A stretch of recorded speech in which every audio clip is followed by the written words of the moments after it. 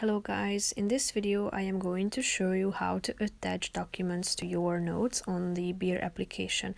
But first I just want to mention, don't forget to subscribe to my channel, because at 10,000 subscribers I am going to show you my whole YouTube revenue statistics and growth strategy, how to make money online. So let's jump into it. First of all, open the app on your phone, then select an already existing note to which you would like to attach a document, or you can also create a new note by tapping on this plus icon down below in the right side corner of the screen.